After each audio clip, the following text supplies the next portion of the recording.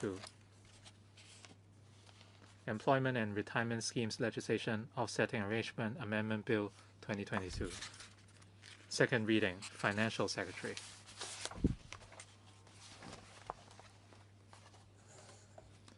Mr. President, honorable members and fellow citizens, good morning. I move that the Appropriation Bill 2022 be read a second time. The COVID-19 pandemic has plagued the entire world for 2 years, taking a heavy toll on economic activities and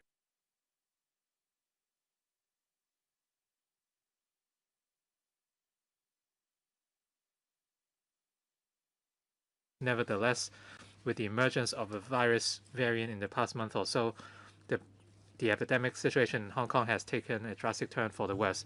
The rapid spread of the virus and its profound impacts have dealt a heavy blow to many people, disrupting both their life and work, and seriously affected the operations of small and medium enterprises, thus undermining confidence in the future. A gloomy atmosphere enveloped the Hong Kong community. Taking prompt action to stabilize the epidemic is crucial for safeguarding the health and lives of our people. It's also the key to maintaining people's confidence and stabilizing our economy. The care and guidance of the central government, together with the selfless support from relevant departments and municipal governments, have bolstered the solidarity, confidence, and indomitable spirit of the Hong Kong SAR government and all sectors of the community. By making a concerted effort to fight the epidemic on all fronts and at full speed, we will surely win this battle against the virus. We will deploy all available resources and take all necessary measures to fully support the anti-epidemic work. The resources allocated for this cause in this budget alone involve more than $54 billion. At this critical time, we need to direct more resources to relieve people's hardship and provide SMEs with some breathing space to stabilize the economy and maintain public confidence. This is also what the general public expect of the government. With this in mind, this year's budget will continue to adopt an expansionary fiscal policy with initiatives mainly focusing on 4 areas. A. Supporting an all-out effort to win the fight against the epidemic. B.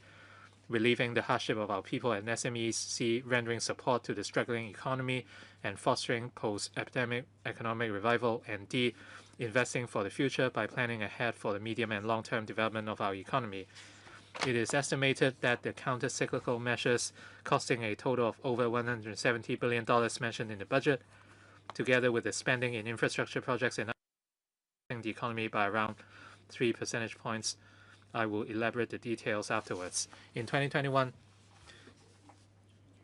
with the rollout of vaccination schemes around the world, as well as the strong fiscal and monetary support, global economic activities revived remarkably. The International Monetary Fund estimated that the global economy staged a strong rebound by 5.9% last year. Given the sharp rebound in demand from major economies, production and trading activities in Asia were vibrant. Hong Kong's total exports of goods continue to register strong growth, with a notable increase of 19% in real terms for the year as a whole, and surpassing the high in 2018 by 10.9%. As regional trade flows remained active, exports of transport services reverted to growth. Exports of financial services also showed further growth. Consequently, Hong Kong's total exports of services registered a mild growth of 1.1% for the year, but it was still far below the pre-recession level, with inbound tourism virtually at a standstill. The local epidemic situation remained stable during the period from May 2021 to end 2021, and the employment and income conditions continue to improve. These, coupled with the boost from the consumption voucher scheme, contributed to a rebound of private consumption expenditure by 5.6% for the year as a whole.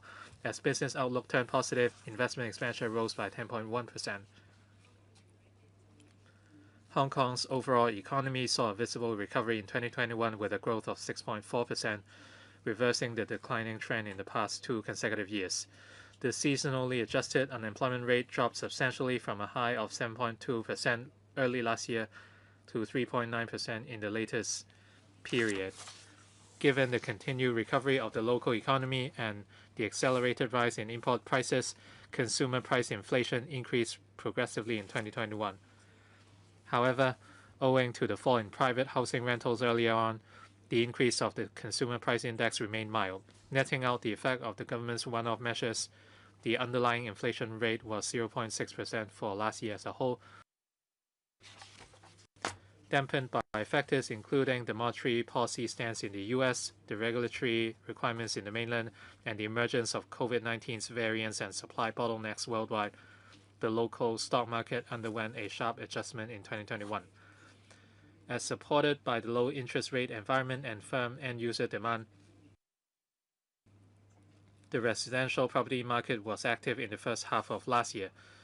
Although the market sentiment weakened in the fourth quarter of last year due to local stock market adjustment and concerns about the US interest rate hikes, flat prices still saw a moderate increase of 3% for the whole year.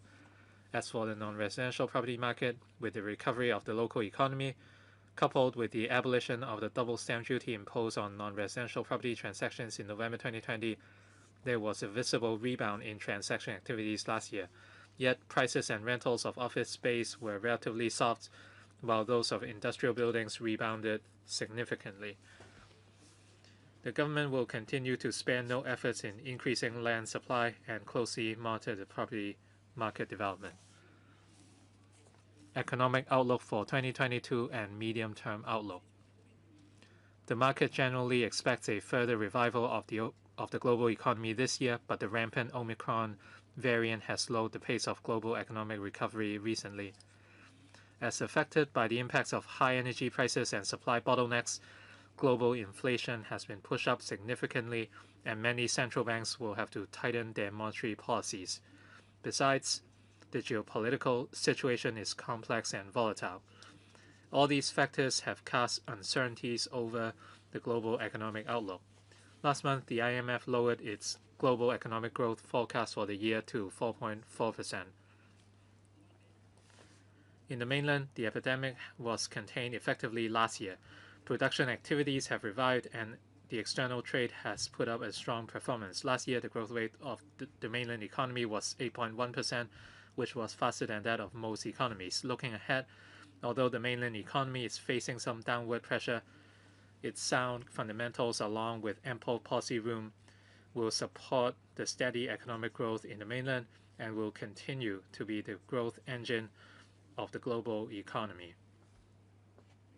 Last year, the US economy rebounded visibly. The market generally predicts that it will see further growth this year. However, in response to rising inflation, the Federal Reserve Board will likely raise interest rates several times and start to reduce the size of its balance sheet progressively within the year. Besides, fiscal policy support is expected to reduce from last year. These may affect the momentum of economic growth. The Eurozone economy slowed again in the latter part of last year due to the resurgence of the pandemic. However, with the still accommodative monetary policy and supportive fiscal measures, it will likely continue to recover this year. The economic growth outlook for Japan and other Asian economies this year will hinge on the pandemic developments and the restrictive measures imposed by their respective governments. Although further recovery of the global economy will lend support to Hong Kong's further export performance this year, our economy and people's livelihood have been under immense pressure in recent months as the rapid worsening of the fifth wave of the epidemic, coupled with further tightening of various restrictive measures, led to drastic fall in people flow and seriously dampened consumer and economic sentiments. To win this fight against the pandemic, the government will devote all-out efforts in stepping up testing and anti-epidemic work. Inevitably, economic activities, particularly the consumption-related sectors, will continue to be under intense pressure in the short term. Unemployment and underemployment situation will also deteriorate. The economic performance in the first quarter is not optimistic. The successful control of the epidemic is the key to safeguarding our economy and people's livelihood. With the staunch support and unfailing assistance from our country, the government and the whole community must join hands to fight the virus and win the battle promptly. As long as the recent wave of the epidemic can be gradually put under control and the status of dynamic zero infection can be maintained down the road, consumption and investment demand will likely gather steam again. A stabilized epidemic situation will also create favorable conditions for the gradual and orderly resumption of quarantine-free travel between the mainland and Hong Kong, thereby injecting greater impetus into the economy. Having regard to the latest local and external situations, as well as the stimulus effect of the fiscal measures, I forecast that Hong Kong's economy will put up a better performance in the second half of this year and achieve growth of 2 to 3.5% in real terms for the year as a whole. On inflation, external price pressures are expected to remain high and persist for some time, while domestic cost pressures will also increase gradually alongside the economic recovery. On the other hand, the upward pressure on the residential rentals remain mild. Taking all factors into account, I forecast that the headline inflation rate and the underlying inflation rate will be 2.1% and 2% respectively this year. Although inflation pressure in Hong Kong remains moderate in overall terms, given that the supply of many daily necessities relies on imports, we should keep in view the impacts brought by external inflation on people's livelihood if such inflation leads to an increase in the prices of imported goods. In the medium term, the economic outlook for Hong Kong is positive. The sustained high-quality development of our country's economy will serve as the key driver of global economic growth and provide the most solid foundation for Hong Kong to prosper and develop. The 14th Five-Year Plan establishes a clear positioning and direction for Hong Kong's economic development and supports Hong Kong for the development of the 8 international standards and emerging industries. We may, by leveraging our advantages under one country, two systems, achieve coordinated development with our neighboring cities in the Guangdong, Hong Kong, Macau, Greater Bay Area, thereby creating enormous business opportunities and ample room for Hong Kong's development. Besides, the government has been committed to nurturing emerging industries over the past few years. Among them, the ecosystem of the innovation and technology industry has become increasingly mature and is ready to contribute more to Hong Kong's economy and competitiveness in the coming years. Regarding our traditional industries, financial services have been developing rapidly with a promising outlook and will remain a driving force for our economic growth in the future. To make the best use of the opportunities, we must continue to build capacity and overcome the constraints on our workforce and land supply, and make concerted efforts to scale new heights in our economic development. Considering all these factors and taking into account the catch-up growth after the epidemic, I forecast that Hong Kong's economy will grow by an average of 3% per annum in real terms from 2023 to 26, slightly higher than the trend growth of 2.8% during the decade before the pandemic. The underlying inflation rate is forecast to average 2.5%. Fighting the virus together.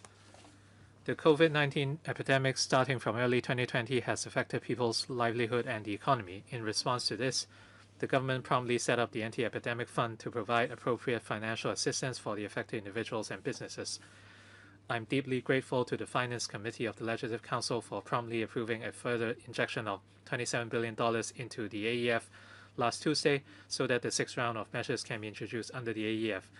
These include providing support for the first time for the temporarily unemployed, with $3 billion earmarked for granting a subsidy of $10,000 to each eligible person. I believe that the latest round of relief measures can help the public meet their imminent needs. Counter-cyclical measures were also launched in my previous two budgets. These measures, together with the relief measures under the AEF, involve a total financial commitment of over $460 billion. Besides, government departments have also devoted substantial resources to fight the epidemic, including providing isolation facilities at Penny's Bay and other appropriate locations, setting up a temporary hospital at the Asia World Expo, launching the vaccination program, providing testing services, and increasing the supply of medications, medical equipment, etc., involving a total of over $24 billion. Fighting the epidemic is our overriding mission at present. The government will mobilize all available manpower and resources to contain and stabilize the epidemic. I will once again allocate substantial additional resources in the new financial year, including an additional funding of about $22 billion for the Food and Health Bureau to strengthen testing work, procure rapid antigen test kits and relevant services, and provide additional support for the hospital authority. B. An additional funding of $6 billion for the Department of Health to procure more vaccines as booster doses for the general public. C. An additional funding amounting to about $7 billion in total for relevant departments to procure anti-epidemic items and services, implement anti-epidemic measures, etc. D. A total additional funding of $500 million to be allocated within 2 years for the Food and Environmental Hygiene Department to enhance environmental hygiene services, particularly strengthening the street cleansing and refuse collection services, stepping up measures on rodent control, and improving the hygiene of public markets in response to the epidemic. Meanwhile, the FEHD will strengthen inspections and enforcement action to raise the community's awareness about hygiene. And E, a further injection of $12 billion into the area for the construction of various anti-epidemic related facilities. Besides, I have earmarked $20 billion for other potential anti-epidemic needs. We will provide full support to fight the epidemic should more resources be required. Relieving people's hardship. To provide support for members of the public who have been affected by the epidemic, I will introduce the following one-off measures. A. Reducing salaries, tax, and tax under personal assessment for the year of assessment 2021-22 by 100%, subject to a ceiling of $10,000. The reduction will be reflected in the final tax payable for the year of assessment 2021-22. This measure will benefit 2.01 million taxpayers and reduce government revenue by $13.1 billion. B. Providing rates concession for domestic properties for 4 quarters of 2022-23, subject to a ceiling of $1,500 per quarter in the first 2 quarters and a ceiling of $1,000 per quarter in the remaining 2 quarters for each rateable property. This measure is estimated to involve 2.99 million domestic properties and reduce government revenue by $11.7 billion. C. Granting each eligible residential electricity account a subsidy of $1,000. This measure will involve an expenditure of about $2.8 billion and benefit about 2.8 million residential households. D. Providing an allowance to eligible Social Security recipients equal to 1/2 of a month of the standard rate comprehensive Social Security assistance payments, old age allowance, old age living allowance, or disability allowance. This measure will involve additional expenditure of about $2.384 billion. Similar arrangements will apply to recipients of the Working Family Allowance, involving additional expenditure of about $117 million. And E. Paying the examination fees for school candidates sitting for the 2023 Hong Kong Diploma of Secondary Education Examination, incurring $149 million. We will also lower the threshold for the public transport fare subsidy scheme from $400 to $200 from May to October this year. The government will provide commuters with a subsidy amounting to 1/3 of their actual monthly public transport expenses in excess of $200, subject to a maximum of $500 per month. With an increase of $1.08 billion in the subsidy amount, it's estimated that the scheme will benefit about 3.8 million commuters per month. Moreover, I propose to provide a tax deduction for domestic rental expenses starting from the year of assessment 2022-23, so as to ease the burden of renting a private property on taxpayers liable to salaries, tax, and tax under personal assessment who are not owners of domestic properties, subject to a deduction ceiling of $100,000 for a year of assessment. It's expected that government revenue will be reduced by $3.3 billion. We plan to introduce a bill into the legislature for scrutiny in the second quarter of this year. The 100% personal loan guarantee scheme rolled out last year has helped a lot of people. I will extend the scheme for 1 year until the end of April next year. The maximum loan amount per applicant will increase from 6 times to 9 times of his or her average monthly income during employment, and the ceiling will increase from $80,000 to $100,000. In addition, the maximum repayment period under the scheme will be extended from 6 years to 10 years, whereas the maximum duration of principal moratorium will be extended from 12 months to 18 months. The Hong Kong Monetary Authority and the lending institutions will also enhance the flexibility of the scheme to assist those with income substantially reduced under the epidemic. To strengthen support for e-learning, the Quality Education Fund has set aside $2 billion to launch a 3-year program starting from this school year, under which subsidies will be provided to schools who purchase mobile computer devices and portable Wi-Fi devices for loan to needy students. This initiative will facilitate the learning of students from grassroots families during the epidemic.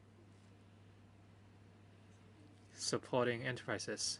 During this critical juncture of fighting the epidemic, we must take all necessary measures to preserve the vitality of the economy, in particular the survival of SMEs, and strive to safeguard jobs.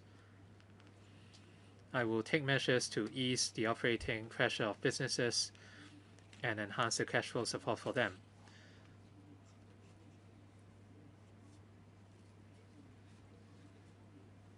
For easing the operating pressure of businesses, I propose a reducing profits tax for the year of assessment 2021 to 22 by 100% subject to a ceiling of $10,000. The reduction will be reflected in the final tax payable for the year of assessment 2021 to 22. This measure will benefit 151,000 businesses and reduce government revenue by $1.2 billion.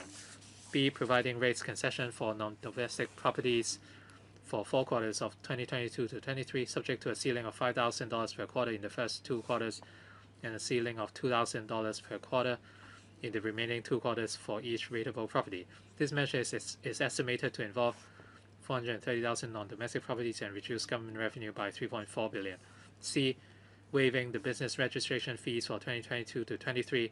This measure will benefit 1.5 million business operators and reduce government revenue by $3 billion. D. Continuing to waive 75% of water and sewage charges payable by non-domestic households for 8 months until the 30th of November 2022, subject to a monthly ceiling of $20,000 and $12,500 respectively per household. This measure will benefit 250,000 non-domestic households and reduce government revenue by $680 million. E. Extending the waivers or concessions of the existing 34 groups of government fees and charges for 12 months starting from October. This measure will benefit a wide range of sectors such as aviation, maritime, logistics, retail, catering, agriculture and fisheries, construction, tourism, and entertainment, and will reduce government revenue by about $1.7 billion. And F.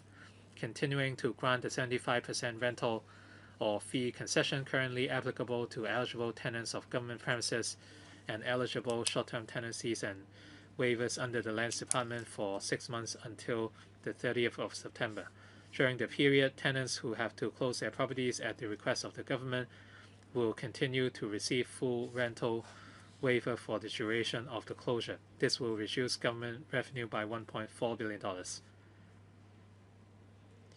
As regards enhancing the cash flow support for businesses, I will extend the application period of all guarantee products under the SME Financing Guarantee Scheme for 1 year to the end of June next year. The special 100% loans guarantee under the SFGS will also be further enhanced by increasing the maximum loan amount per enterprise from the total amount of employee wages and rents for 18 months to that for 27 months, with the loan ceiling raised from $6 million to $9 million, and by extending the maximum repayment period from 8 years to 10 years. Besides, I have requested the HMA to extend the pre-approved principal payment holiday scheme through the banking sector SME lending coordination mechanism for 6 months to the end of October. At the same time, the HMA and the banking sector will offer enterprises the option of making partial repayment of principal over a longer period of time. This arrangement will also apply to the loans granted under the SFGS. To help small and medium-sized exporters secure export financing from banks more easily, the Hong Kong Export Credit Insurance Corporation plans to launch the Export Credit Guarantee Program on a pilot basis in March, under which the ECIC will guarantee up to 70% of the export financing of their policyholders subject to a maximum limit of $50 million. In addition, to encourage exporters to take larger orders from overseas buyers, the ECIC will introduce the flexible indemnity ratio arrangement in the second half of the year to enhance insurance coverage for exporters. This measure is expected to benefit about 2,400 policyholders. Job creation. To ease the unemployment situation due to the epidemic and the anti-epidemic measures, the government has earmarked total funding of $13.2 billion under the AEF to create time-limited jobs in the public and private sectors. As at end 2021, some 60,000 jobs were created under the 2 rounds of the job creation scheme, of which about 45,000 jobs were filled. We have earmarked an additional funding of $6.6 billion in the latest round of AEF injection for the creation of another 30,000 time-limited jobs. Issuing consumption vouchers. Last year, we implemented the consumption voucher scheme for the first time. With the help and concerted efforts of various parties, the scheme was effective in boosting the market sentiment, stimulating local consumption, and speeding up economic recovery. It has also promoted the extensive use of electronic payment. The new wave of epidemic has disrupted the pace of economic recovery. With last year's experience, I will implement a new round of consumption voucher scheme under which electronic consumption vouchers with a total value of $10,000 will be disbursed by installment to each eligible Hong Kong permanent resident and new arrival aged 18 or above through suitable stored value facilities. The scheme is expected to benefit about 6.6 million people. I fully understand that this wave of epidemic has seriously affected various sectors and the public. In order to relieve the burden of the people and different merchants, I will make a special arrangement under which consumption vouchers valued at $5,000 will be disbursed in April to over 6.3 million successful registrants first by making use of the registration data collected through last year's consumption voucher scheme. They will get the remaining vouchers by installments together with the new eligible persons in the middle of the year. In this regard, the government will, in moving the vote on account resolution, inform the LegCo that the funding allocation for the consumption voucher scheme may be used upon passage of the resolution. I hope that the scheme will inject impetus to the market when the epidemic is stabilized so as to accelerate economic recovery and further encourage the public and merchants to use electronic payment, which will promote the development of digital economy. The entire scheme will incur about $66.4 billion of financial commitment. We will announce the details as soon as possible. Enhancing economic resilience and enriching industrial development. When formulating long-term economic policies, first we must be clear about the purpose of economic development so that policy implementation will not deviate from its original intention. It's also necessary to have a full understanding of our country's development plans and strategies, as well as Hong Kong's roles and functions therein, and to take into account demand in the international market in order to identify the right positioning and seize opportunities. Furthermore, we need to keep carefully assessing the international political economic landscapes, clearly identify long-term trends, grasp economic patterns, and prudently control risks to avoid disruptions to development. People-centric development. First of all, it is necessary to know whom and what purpose economic development is for. Hong Kong's per capita GDP reached $49,000 last year, and the latest seasonally adjusted unemployment rate has fallen to 3.9%, which look good. However, these figures do not allow us to see clearly many issues such as unbalanced economic development and that many young people cannot fulfill their aspirations. For example, financial services accounted for 23% of GDP in 2020, but only 7% of total employment. This reflects that although people in the industry have high incomes, the beneficiaries are not broad enough. In fact, unemployment earnings of youth in the younger generation with post-secondary education are generally significantly lower than those of the older generation with similar educational attainment, indicating that the pace of economic upgrading falls short of creating sufficient high-quality jobs for young people. Economic development is meant to raise the living standards of all citizens and to let all of us share the fruits of development. This is also the foundation of social harmony. As such, we must enrich industrial development and move towards high-quality and inclusive economic growth, thereby creating more high-quality and diverse employment opportunities. This will not only benefit the citizens better, but also create conditions and provide resources to solve deep-seated problems such as housing and poverty. A new starting point in history.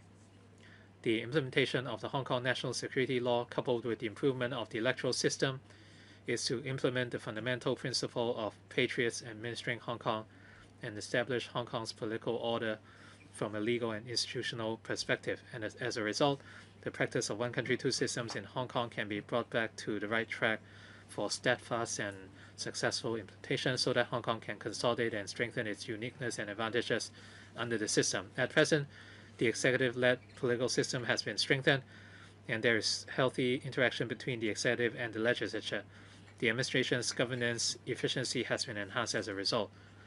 The Hong Kong SAR government, the legislature, and all sectors of society can work together to address social, economic, and people's livelihood issues and gradually resolve some of the deep-seated contradictions that have hindered Hong Kong's development for a long time. Year 2022 marks the 25th anniversary of the reunification of the Hong Kong SAR with our motherland, which will mark a new historical starting point for Hong Kong and a new milestone towards governance and prosperity. Integrate into the national development. Hong Kong has unique advantages, including institutional advantages under one country, two systems, a fine tradition of rule of law, and a market-oriented and internationalized business environment. We have always been leveraging the support from our motherland while engaging with the world, serving our country's needs without strings, and achieving great development in return. Under the 14th Five-Year Plan, our country continues to reform and open up, moves towards high-quality development and progress according to the strategy of domestic and international dual circulation. It also makes clear the position and direction of Hong Kong's economic development and supports the development of Hong Kong in 8 areas. Integrating into the national development is an inevitable path for the Hong Kong economy. The government will make good use of national policies and our own advantages and take the GBA as an entry point, proactively exploring the vast mainland market and participating in the domestic circulation of the national economy. At the same time, Hong Kong will play its bridging and platform role at the intersection of domestic and international circulations while connecting domestic and foreign markets and investors and assisting mainland enterprises to explore the international market, seeking progress while maintaining stability. The world is undergoing a change unseen in a century. In recent years, Western countries have been trying to suppress our country's development. The COVID-19 pandemic has dealt a severe blow to the global supply chains, further heightening protectionism. In the past 2 years, governments of many countries have raised debts of massive scale, and central banks have implemented extremely accommodative monetary policies, greatly increasing macroeconomic and financial market vulnerabilities. We need to stay highly vigilant at all times, better connect with the international market under the premise that risks are well managed, thereby striving for progress while maintaining stability. We also have to use development to enhance our ability to cope with risks so as to promote stability with progress. Innovation and technology as well as digital economy. Innovation and technology development is a global trend and is a reflection of core competitiveness of different economies. The I&T industry is not only a new economic growth spot, but can also enhance the productivity of other industries. For Hong Kong, whether it is the development of new industries with advantages or the transformation and upgrading of traditional industries, the contribution of I&T is required. Therefore, we must focus on promoting I&T development. Digitalization is an inevitable trend as the economy moves towards high-quality development. Through the collection of various data in the economic system, followed by digitalization, organization, and analysis of these data, we can better understand the operation of the entire economy and the individual segments and enhance efficiency and promote innovation. For enterprises, digitalization can help on transformation and empowerment, quality and quantity improvement, and innovation stimulation. In order to accelerate the progress of the digital economy, I will set up a digital economy development committee with members comprising experts and scholars, industry elites, and relevant government officials. Next, I will elaborate on the key points of injecting new fields and elements into Hong Kong's economic development. Innovation and technology development. Continuous promotion of I&T development is an important strategy to foster a more vibrant and diversified economy. The 14th Five-Year Plan supports Hong Kong's development into an international I&T hub. Apart from fostering economic growth and job creation. I&T development can also promote reindustrialization and enhance the competitiveness of our manufacturing sector, as well as enable digital transformation across various trades. The current term government has invested over $130 billion in I&T development, which has seen results trending up gradually in recent years. I will allocate additional resources in the budget to keep reinforcing the entire value chain and the I&T ecosystem. Support startups and technology investments. The I&T ecosystem in Hong Kong has become increasingly vibrant. The number of startups surged from around 1,000 in 2014 to around 4,000 last year. And the amount of venture capital investment surged from $1.24 billion to about $41.7 billion in the same period. Currently, Hong Kong is Asia's largest and the world's second largest fundraising hub for biotechnology. In recent years, the governments and local universities have allocated considerable resources to nurture startups and assist research teams comprising students and professors in commercializing their research and development or R&D results. The Hong Kong Science and Technology Parks Corporation, or the HKSTPC, and the Cyberport, our two R&D flagships, provide one-stop support services for startups. So far, we have witnessed the birth and development of over 10 unicorns. Over the past few years, apart from the $2 billion Innovation and Technology Venture Fund, we have also set up the Corporate Venture Fund and the Cyberport Macro Fund through the HKSTPC and the Cyberport, respectively. Each of these funds has its own specific key areas of investment, which has significantly broadened the fundraising channel for startups in Hong Kong. Nevertheless, as the funds mentioned above are mainly targeted at early-stage startups, they may not be suitable for expanding enterprises with considerable scale.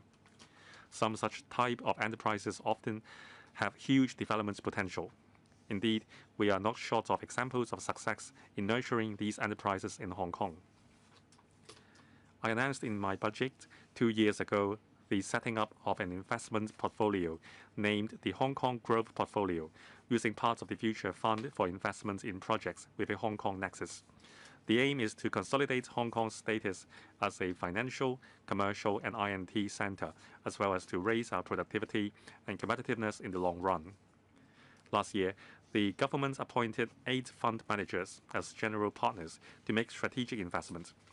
To nurture enterprises that are relatively more mature and have good potential for contribution to our economy, I will further increase the funding allocated to the Hong Kong Growth Portfolio under the Voucher Fund by $10 billion, of which $5 billion will be used to set up a new investment fund, namely the Strategic Tech Fund.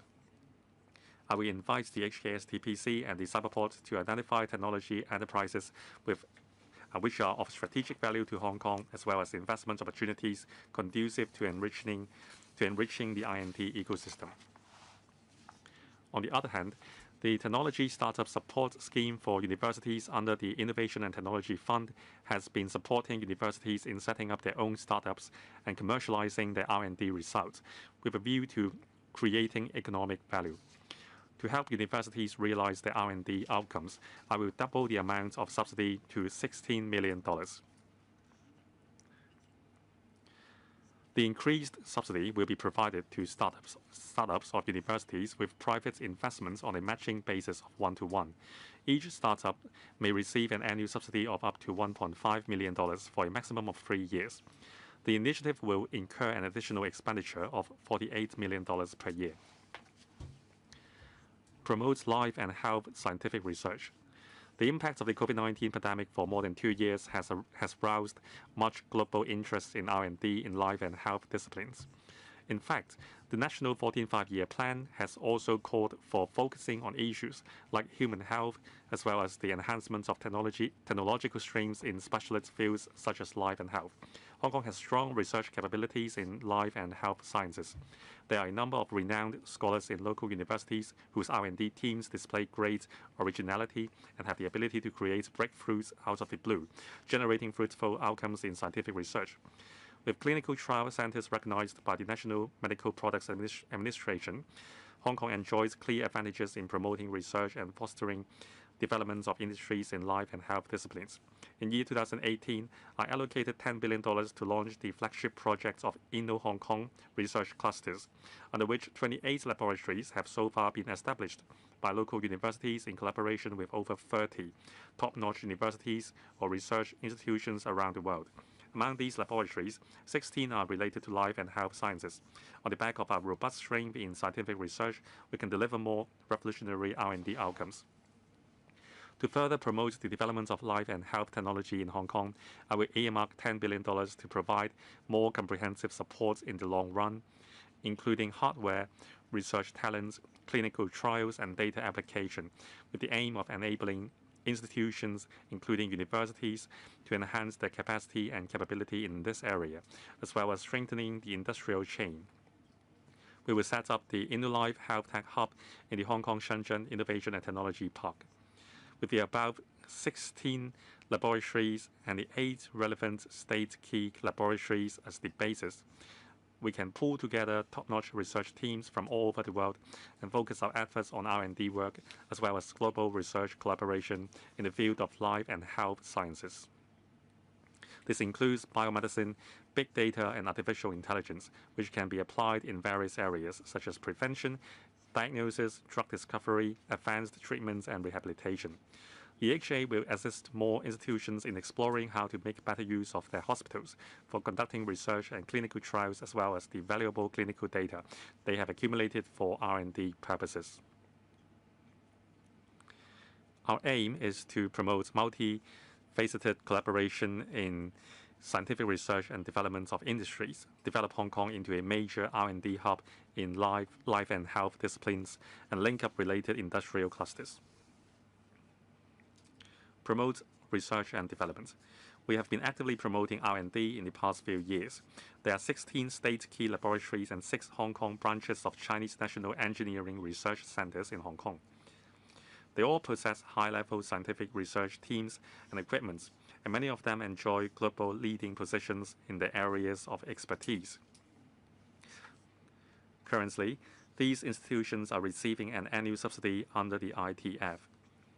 I announced that the amount of subsidy be doubled to $440 million so that they can have more resources to conduct R&D activities, nurture local talents, as well as attract more local and overseas R&D talents, and further the cooperation and exchanges with institutions in the mainland.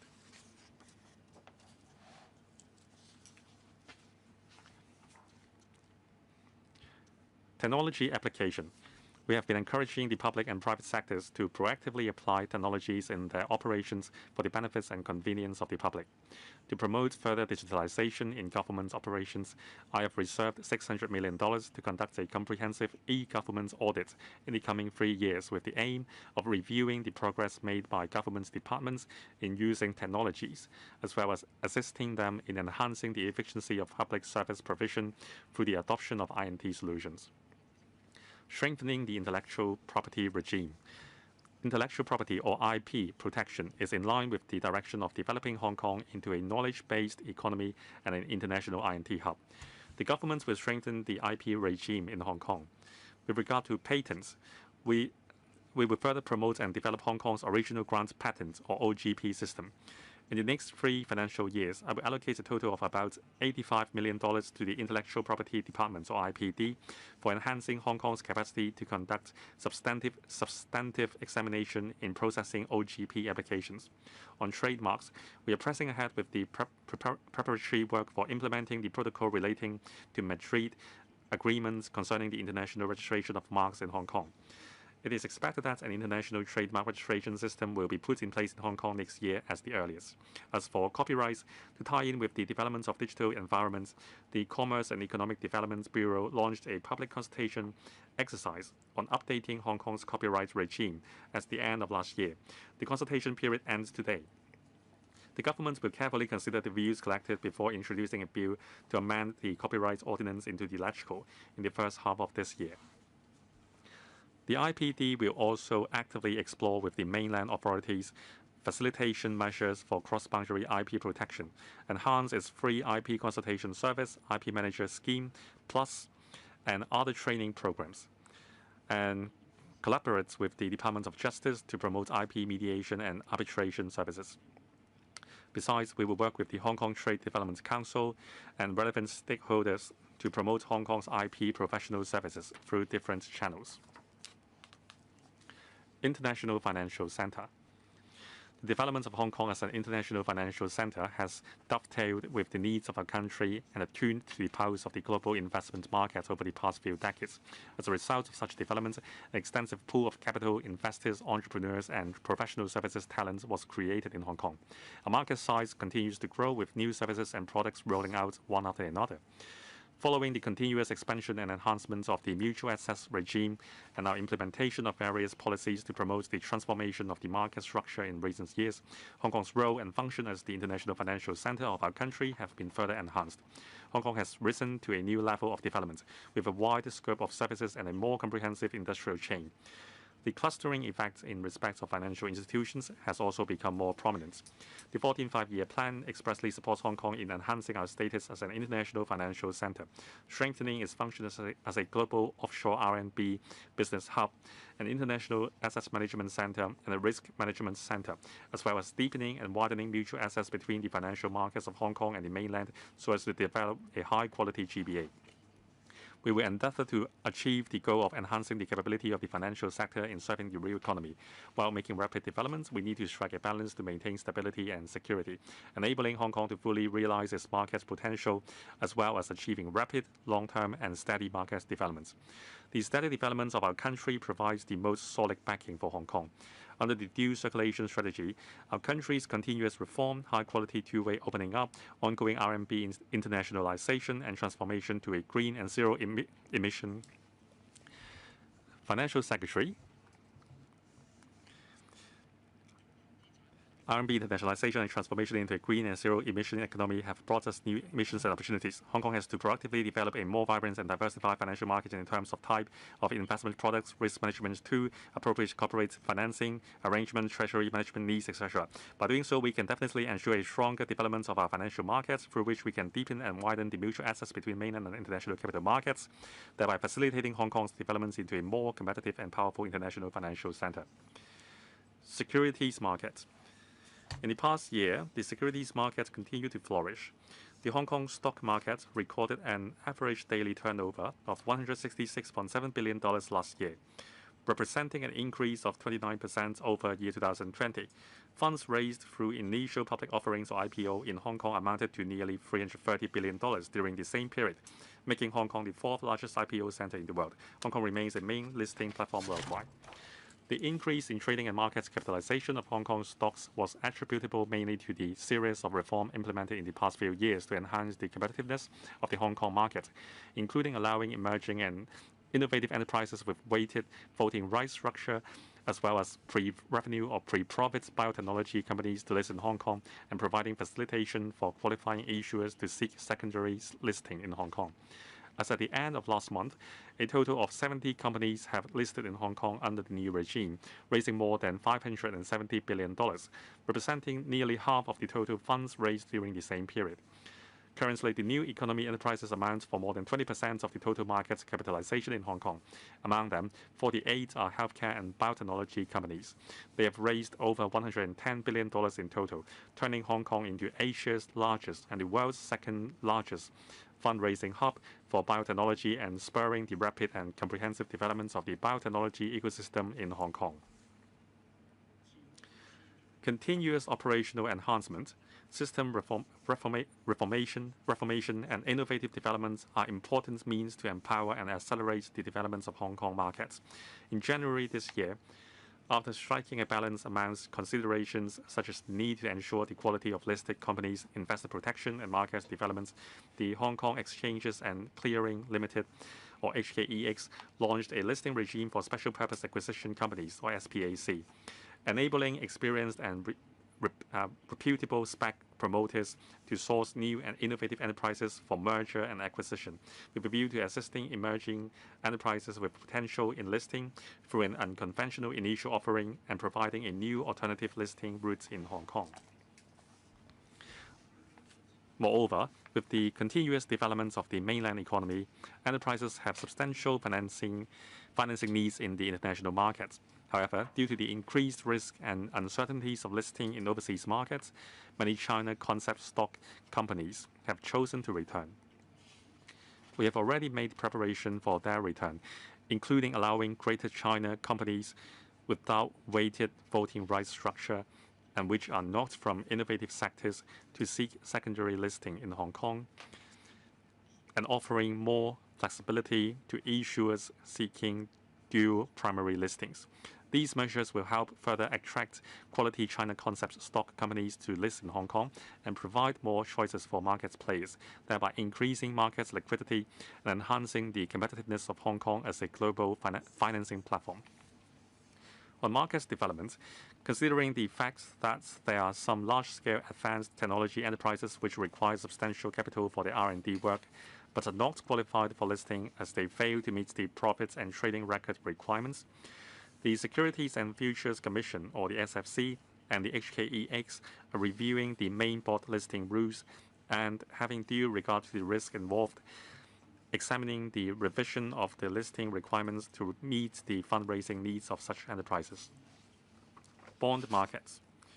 Bond markets not only facilitate medium and long-term capital allocation and management, but also guide capital markets with greater depth and breadth towards the role of supporting a real economy. Developing the bond markets in Hong Kong has been one of our key objectives in recent years.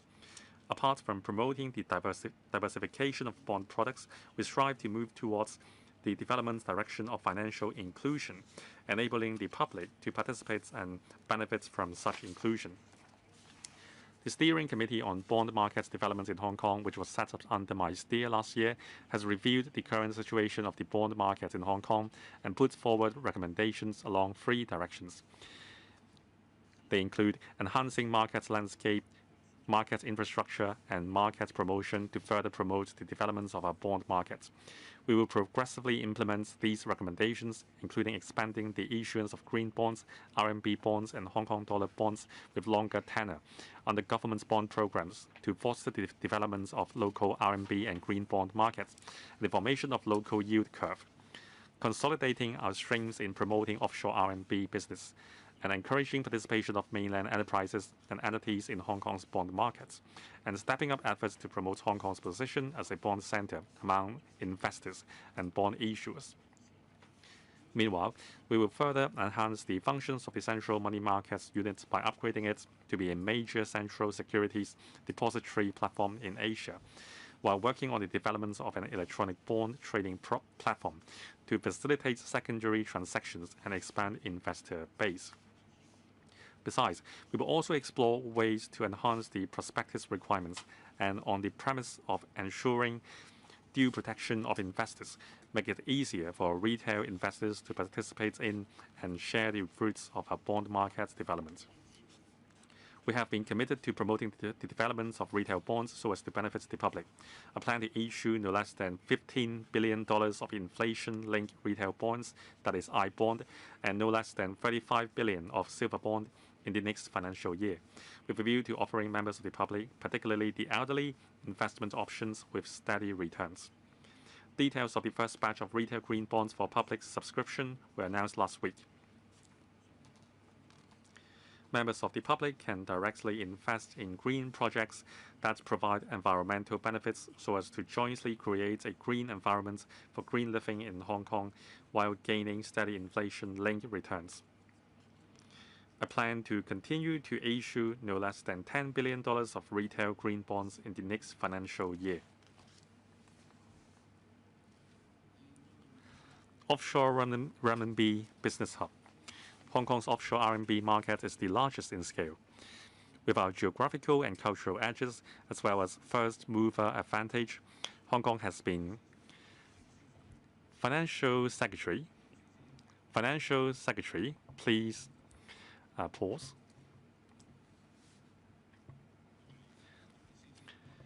FS. It seems that the connection is glitchy. Let's wait for the technicians to sort it out.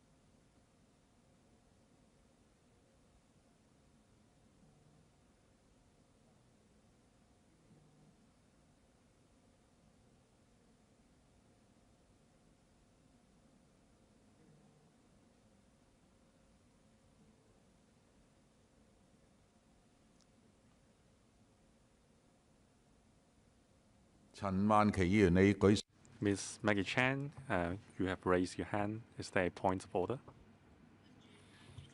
My apologies, I pressed the wrong button, President. I will lower my hand.